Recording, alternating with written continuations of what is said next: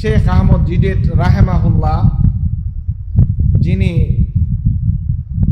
জাকির নায়েকের ওস্তাদ ছিলেন, তুলনামূলক ধর্মতত্ত্ব কম্পারেটিভ রিলিজনের একজন বড় থিঙ্কার, গবেষক শেখ আহমদ ডিডেট, তিনি খ্রিস্টানদেরকে বারবার এটি ধরিয়ে দিয়েছিলেন যে ইঞ্জিলে হাজারো ভুল রয়েছে।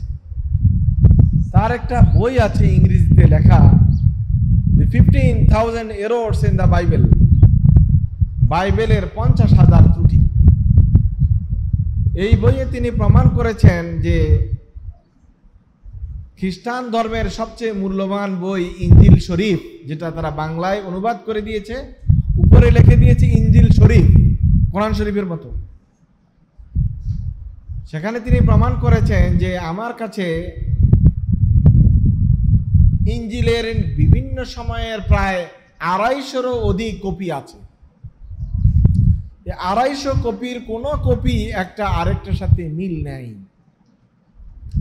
একটার মধ্যে এক এক রকম বর্ণনা, আরেকটার মধ্যে আরেক রকম বর্ণনা, এক ছাপাখানায় একরকম, আরেক ছাপাখানায় আরেক রকম। 250 কপির মধ্যে কোনোটার সাথে কোনোটার মিল নেই। শেখ আহমদ ডিডেট রাহেমাহুল্লাহ বহু ভাষাবিদ একজন মানুষ ছিলেন। তোমরা হয়তো ওনার নামই প্রথম শুনছো, কারণ আমরা তো জাকির নায়েকের নাম শুনতে শুনতে পুরা মুখস্থ হয়ে গেছে। কিন্তু এই জাকির নায়েককে তৈরির পিছনে যে মানুষটি সবচেয়ে বেশি ভূমিকা রেখেছেন তিনি হলেন শেখ আহমদ ডিডেট রাহেমাহুল্লাহ।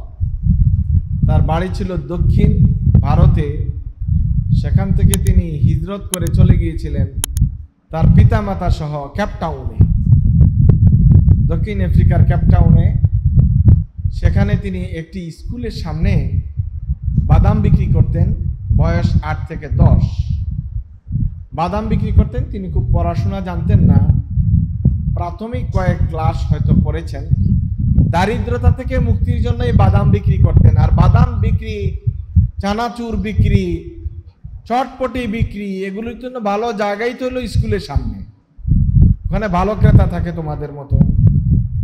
ওই জন্য ওখানে বাদামের ছোট ঝুড়ি নিয়ে বাদাম বিক্রি করতেন। কিন্তু প্রায়শই শুনতেন খ্রিস্টান ছাত্রেরা স্কুল থেকে বেরিয়ে যাওয়ার সময়ে নানাভাবে ইসলামকে নিয়ে কটাক্ষ করত, খারাপ মন্তব্য করত, যেটি শেখ আহমদ ডিডেটকে খুব পীড়া দিত, খুবই কষ্ট পেতেন। যে আমি বাবার মুখে শুনেছি ইসলাম হলো সবচেয়ে ভালো ধর্ম, উত্তম ধর্ম, কিন্তু এখন খ্রিস্টান ছাত্রেরা তো সব দিনই সবসময় প্রতিনিয়তই ইসলামের বিরুদ্ধে কথা বলছে। আসলে কি ইসলাম কি ভালো ধর্ম নাকি খারাপ ধর্ম? এই যে জানার জন্য তার একটা উৎসুকতা তৈরি হলো, জিজ্ঞাসা তৈরি হলো, খোঁজ নেওয়ার জন্য একটি আগ্রহ তৈরি হলো, সেখান থেকে তার পড়া শুরু। তোমাদের যখন আগ্রহ তৈরি হবে না তখন তোমরা কিছু শিখতে চাইবে না। শিখার জন্য সবচেয়ে বড় প্রয়োজন হলো প্রশ্ন তৈরি হওয়া, কেন, কি কারণে, জানতে চাওয়ার মানসিকতা তৈরি হওয়া। সেটি শেখ আহমদ ডিডেটকে পীড়া দিয়েছিল। সেদিন তিনি বাদামের ঝুড়ি রেখে কেপটাউনের সেন্ট্রাল লাইব্রেরিতে ঢুকে পড়লেন। সামান্য কয়েক ক্লাস পড়া শেখ আহমদ ডিডেট অত্যন্ত মেধাবী মানুষ ছিলেন। তিনি খুব অল্প সময়ের মধ্যে পৃথিবীর বিভিন্ন ভাষা আয়ত্ত করলেন। মাতৃভাষা হিন্দি ছিল, তারপর তিনি উর্দু, ফার্সি, আরবি, জার্মান, ফ্রান্স, ইতালিনো, ইংরেজি, জাপানিজ, এই ভাষাগুলি তিনি ভালোভাবে আত্মস্থ করেছেন, খুব গভীরভাবে পড়াশোনা করেছেন। এরপর তিনি ইঞ্জিলের কপি নিলেন, কোরআনের কপি নিলেন, ভালো করে গভীরভাবে পড়লেন। দেখলেন একমাত্র একটা কিতাবই পৃথিবীতে টিকে আছে, যেই কিতাবটি A to Z শুরু থেকে শেষ পর্যন্ত কোনো রকমের একটি নক্তা এবং একটি হরফেরও কোনো বৈকল্য হয়নি। সেটি সেটা হলো একমাত্র কিতাব আল কোরআন আল করিম, যেটি হেফাজতের দায়িত্ব আল্লাহ তাবারক তাআলা নিয়েছেন। আল্লাহ তাআলা বলছেন, ইন্না নাহনু নাযালনা যিকরা ওয়া ইন্না লাহু লাহাফিজুন।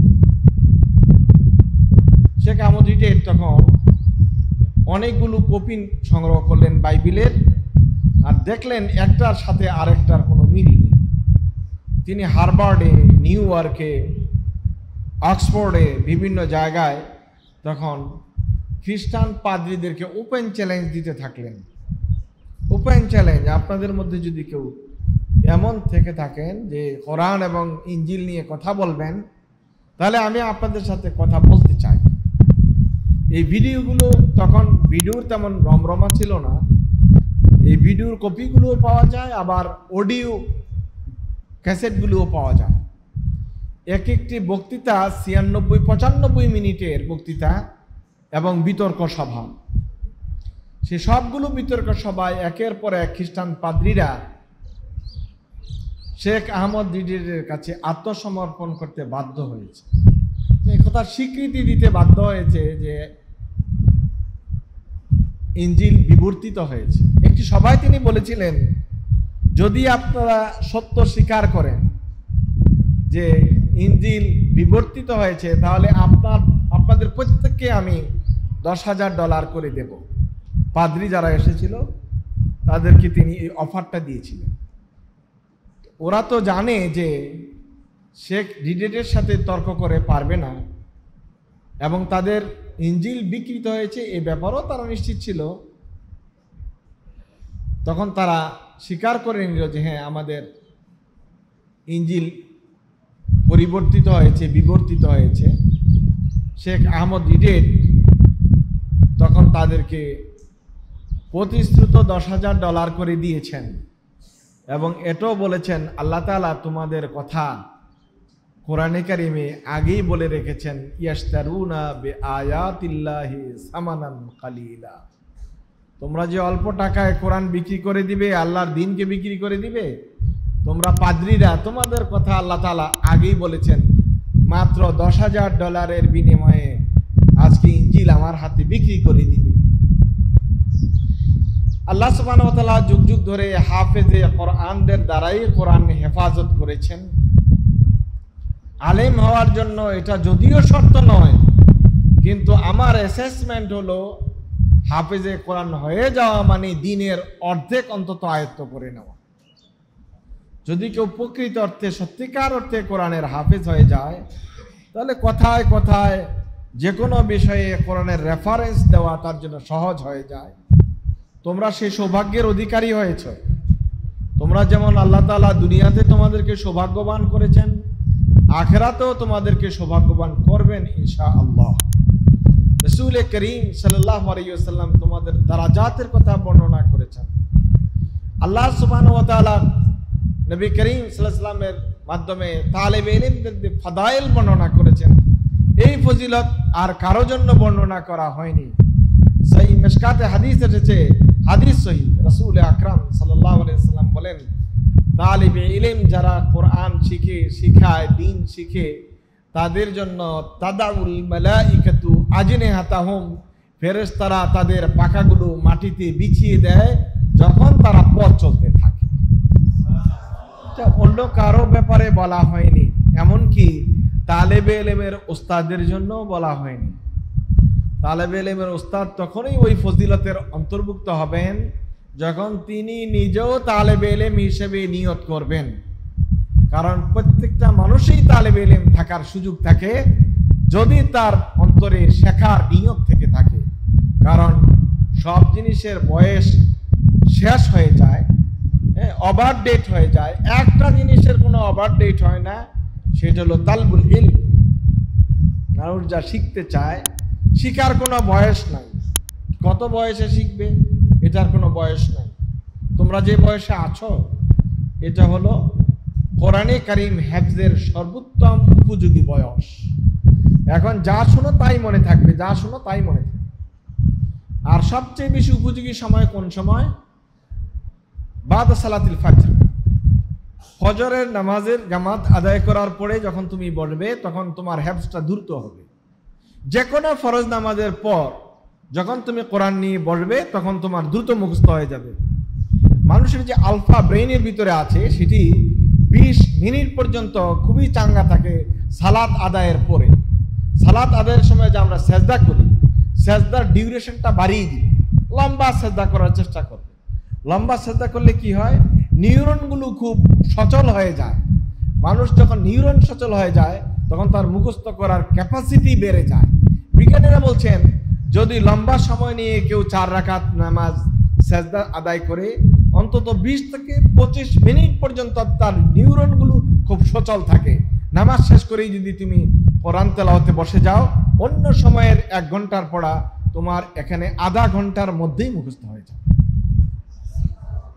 আল্লাহ সুবহানাহু ওয়া তাআলা অটোমেশন করে রেখেছে, সিস্টেম করে রেখেছে।